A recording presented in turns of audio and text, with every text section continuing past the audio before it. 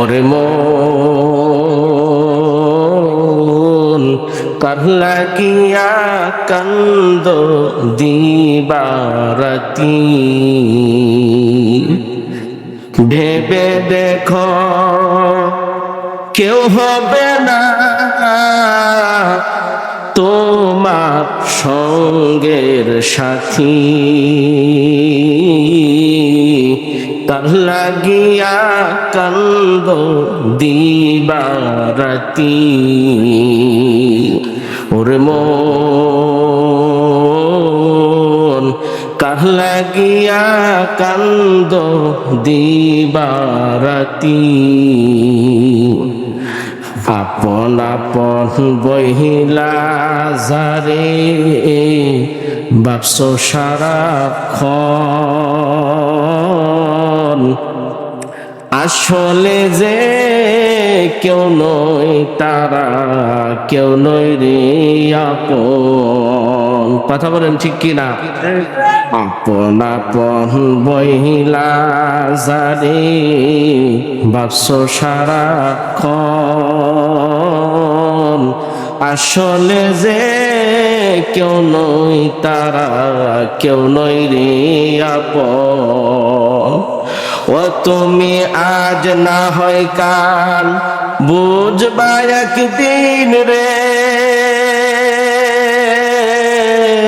তুমি আজ না হয় কাল বুঝবা একদিন, নিবিলে জীবন বাতি।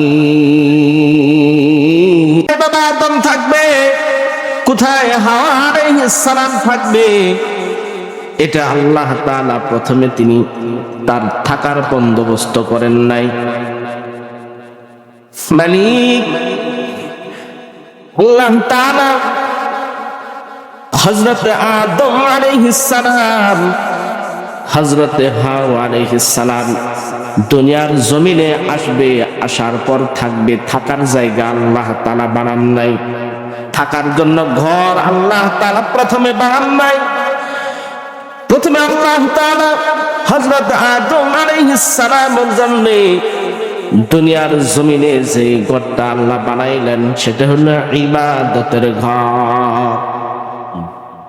এতে বোঝা যায় দুনিয়ায় মানুষকে আল্লাহ তাআলা থাকার জন্য পাঠান নাই, আসল উদ্দেশ্য হলো ওমা খালাকতুল জিন্না ওয়াল ইনসা ইল্লা লিয়াবুদুন। আল্লাহ তাআলা জিন এবং ইনসানকে প্রথমে আল্লাহ তাআলা পাঠাইছেন দুনিয়ার জমিনে ইবাদত করার জন্য। এই জন্য মালিক থাকার জায়গা না বানায়া, থাকার ঘর না বানায়া, প্রথমে আল্লাহ তাআলা বাবা আদম এবং হাওয়ার জন্য, আল্লাহকে পাওয়ার জন্য ইবাদতের ঘর আল্লাহকে বানাইছে। সুবহানাল্লাহ। ওই ঘর থেকে প্রতিদিন 5 বার আমাকে ডাক দেয়। দুনিয়ার জমিনে বাবা মা সন্তানকে যদি সকালে একবার একটা ওয়াদা করে একটা আদেশ দিছে, সকাল বেলায় সন্তান পালন করে নাই, দুপুর বেলা আবার বলছে সন্তানকে, সন্তান তাও মানে নাই, আসরের সময় যদি মা ডাক দেয় সন্তানকে, আয় সন্তান আমার এই কাজটা করে দে, সন্তান আসরের সময়ের কথা মানে নাই, মাগরিবের সময় ডাকছে শুনে নাই, এশারের সময় পর্যন্ত সন্তান বাবার কথা শুনে নাই। রাত্রিবেলা তখন বাবা এবং মা সন্তানের জন্য ঘরের দরজাটা বন্ধ করে দেয়। সন্তানকে দিনে একবার নয়, 2 বার নয়, 5 বার পর্যন্ত আদেশ করলাম। আসমানের আদেশে একবারও সন্তান যখন হুকুম মানল না, রাত্রিবেলা ওই বাবা মা ওই সন্তানের জন্য ঘরের দরজাটা বন্ধ করে দেয়। কথা বলেন ঠিক কিনা? ওই মালিক দিনে 5 বার আপনাকে আমাকে ডাকে, আয় আয় বান্দা তুই মসজিদে আয়, ফজরে একবার, জোহরে একবার, আসরে একবার, মাগরিবে একবার, এশারের সময় একবার, একদিন নয়, 2 দিন নয়, প্রতিদিন, প্রতি মাস, বছরকে বছর, গোটা হায়াতের জিন্দেগি পর্যন্ত প্রতিদিন মুয়াজ্জিন আল্লাহ তাআলার নামে ডাক দেয়। যখন ওই বান্দা মসজিদে আল্লাহর ঘরে আসে না, আল্লাহ তাআলা তার জন্যে বানানো জান্নাতের দরজাটা কিয়ামতের ময়দানে তার জন্য বন্ধ করে দিবেন না। এই জন্য নামাজ ছাড়া জান্নাতে যাওয়ার কল্পনাই করা যায় না। কথা বলেন ঠিক কিনা? দুনিয়ার জমিনে মসজিদ নির্মাণ করা এটা পয়গম্বরদের আমল।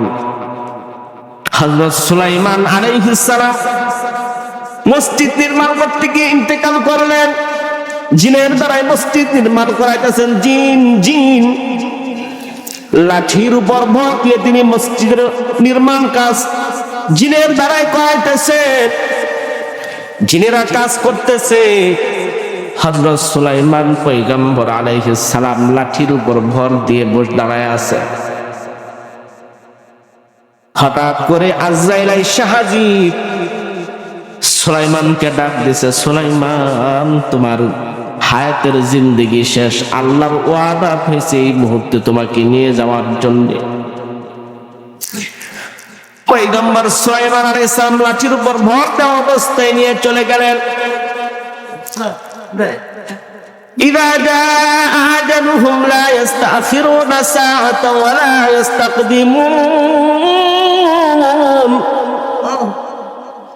যখন কারো মৃত্যুর সময় চলে আসে, সময় দিবে না, সময় দিবে না। অনেকে মনে মনে ভাবে আমি যুবক, আমার কি এখনই মরণ হবে? অনেকেই মনে মনে ভাবে আমি এখনো তো বৃদ্ধই হইনি, এখনই কি আমার মরণ হবে নাকি? আমার দেখা মতে ঢাকা শহরে একজন হাফেজে কোরআন দীর্ঘদিন মেহনত করে পরিশ্রম করে ঢাকা শহরে একটু জায়গা ক্রয় করেছিল। বিশাল এক বিল্ডিং উঠাইছে জীবনের সমস্ত অর্থ দিয়ে জমা করে। দাড়িগুলো পেকে গেছে, বিল্ডিং বানানো শেষ, উদ্বোধন করবে, থাকা শুরু করবে, এর আগেই ওই হাফেজ কোরআনের মুরব্বি ইন্তেকাল হয়ে যায়। দুনিয়ার জমিন কারো জন্য থাকার জায়গা না, সে জানে না কোন সময় তার মরণ হবে, কোন সময় তার সামনে আজরাইল এসে যাবে, তার জানা নাই। এই জন্য প্রত্যেকটা মুহূর্তে গুনাহ মুক্ত হয়ে চলাচল করা চায়। হাঁটতে চলতে দুনিয়ার জীবনে যত গুনাহ হবে, পয়গম্বর আলাইহিস সালাম দৈনিক 70 বার ইস্তেগফার করতেন। মা তাকদ্দামা মা তাআখার, যার পিছনের গুনাহ মাফ, সামনের গুনাহ মাফ। ওই নবী 70 বার আল্লাহর কাছে ক্ষমা চাইতেন। আপনার আমার গুনার অভাব নাই, হাতের গুনার অভাব নাই, চোখের গুনার অভাব নাই, আমাদের পায়ের গুনার, অঙ্গ প্রত্যঙ্গের গুনার কোনো অভাব নাই। তবু দিনে একবারও আমরা ইস্তেগফার পড়ি না। অথচ পয়গম্বর সরকার দো আলম দৈনিক 70 বার করে ইস্তেগফার করতেন। যার কোনো গুনাহ নাই, তিনি যদি 70 বার আল্লাহর কাছে ক্ষমা চান দিনে, প্রত্যেক দিন, আপনার আমার মতো মানুষের দৈনিক কয়বার আল্লাহর কাছে ক্ষমা চাওয়া লাগতে পারে? আমরা তো আল্লাহর কাছে ক্ষমাই চাই না, ইস্তেগফার নাই, ইস্তেগফার আমল নাই। ভুলেও কোনোদিন চোখের পানি ফেলে আল্লাহর কাছে কান্নাকাটি করি না, আর মনে করি আমার কোনো গুনাহ নাই। এই জন্য সাহাবীরা এমন চাইতেন, জীবনে যা কিছু আমল করেছি কিন্তু গুনাহ নিয়ে কবরে যাব না। গুনাহ নিয়ে তারা কবরে যায় নাই, গুনাহ মাফ করায়া তারপরে কবরে গেছেন। এই জন্য হাদিস, কোরআন মাজিদে আল্লাহ তাআলা বলেন, রাদিয়াল্লাহু আনহুম ওয়া রাদু আন। সাহাবী তারা আল্লাহর উপর সন্তুষ্ট, আল্লাহ তাআলাও তাদের উপর সন্তুষ্ট হয়ে গেছেন। কারণ সাহাবীরা সন্তুষ্ট করে গুনাহ করে নিজের গুনাহ মাফ করায় নিয়ে তারপরে কবরে গেছে। গুনাহ নিয়ে কোন সাহাবী কবরে যায় নাই। এইটা সাহাবীর শিক্ষা, উম্মতের শিক্ষা। উম্মত গুনাহ করবে কিন্তু গুনাহ নিয়ে ভাইজান কেউ কবরে যাবে না। কারণ কবর এমন একটা জিনিস, কেউ তোমাকে আপনাকে কবর রেহাই দিবে না। উসমান গনি রাদিয়াল্লাহু তাআলা আনহুর মতো সাহাবী কবর দেখে তিনি কান্না করতেন, চোখের পানি ছেড়ে তিনি কান্না করতেন। সাহাবীরা বললেন, হযরত উসমান, আপনাকে আল্লাহ রাসূল পয়গম্বর জান্নাতের সার্টিফিকেট দিবেন, জান্নাতের সার্টিফিকেট। দুনিয়ার জমিনে আল্লাহ রাসূল সরকার দু আলম মুহাম্মদুর রাসূলুল্লাহ সাল্লাল্লাহু আলাইহি ওয়াসাল্লাম হযরত উসমান গনিকে জান্নাতি বলে ঘোষণা করছেন। ওই উসমান গনি কবর দেখে তিনি নিজের চোখের পানি ছেড়ে দিয়ে কান্না করতেন। সাহাবীরা জিজ্ঞাসা করলেন, হুজুর, আপনি কিয়ামতের জান্নাত জাহান্নামের আলোচনায় তত কাঁদেন না, কবর দেখে তত কাঁদেন, কারণটা কি একটু জানতে পারি কি? হযরত উসমান গনি রাদিয়াল্লাহু তাআলা আনহুর মতো সাহাবী তিনি বলেন, আল কবরু রাউদাতুম মিন রিয়াজিল জান্নাহ আও হুফরাতুম মিন হুফারিন নার। তোমরা জানো না কবর হলো পয়গম্বরের হাদিস, পয়গম্বর সরকার দু আলম সরকার তিনি বলছেন কবর হলো জান্নাতের একটি বাগান। আর কারোর জন্য হয়ে যাবে কবরটা কারো জাহান্নামের একটি গর্তে পরিণত হবে। এই জন্য কবর আমরা কত দেখি কিন্তু দিলের ভিতরে কখনো কান্না আসে না। ঘরের পাশে গোরস্থান, বাবার কবর, মার কবর, দাদির কবর, দাদার কবর, কোনো খবর নাই ঘরের পাশেই।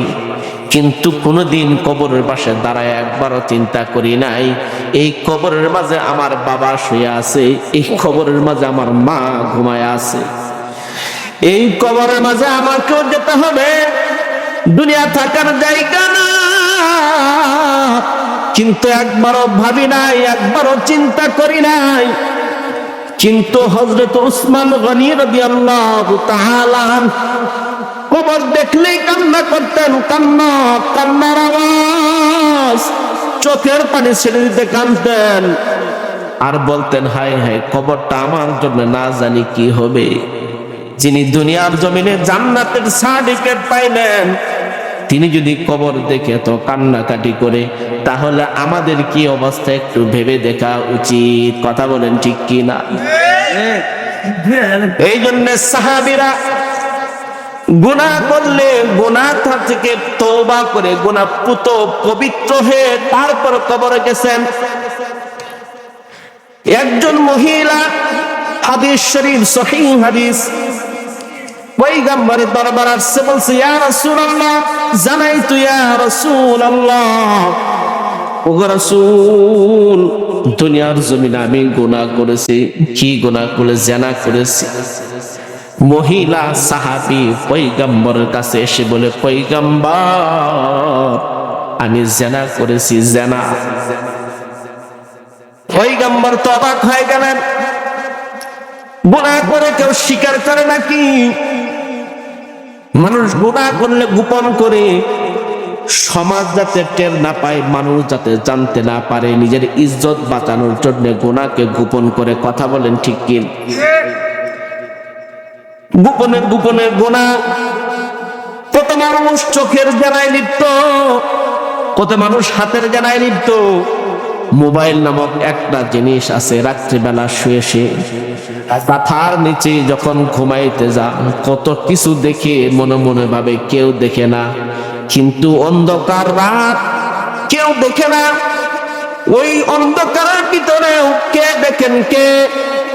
আরো জোরে বলেন কে? আল্লাহ।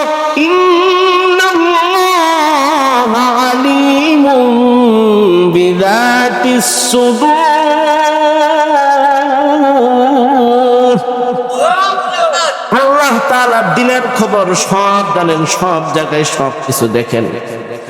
এই জন্য এই খেলটা যদি দিলের ভিতরে আসে, মাওলা পাক আমি যেখানেই যাই, যে কাজ করি, সব মাওলা পাক দেখে ওই বান্দা কখনো গুনার কাছে হাত বাড়াইতে পারে না। মহিলা সাহাবী পয়গম্বর সরকার দোয়াম সরকারের কাছে এসে বলছে, পয়গম্বর আমি জানাই তো ইয়া রাসূলুল্লাহ জিনা করেছি।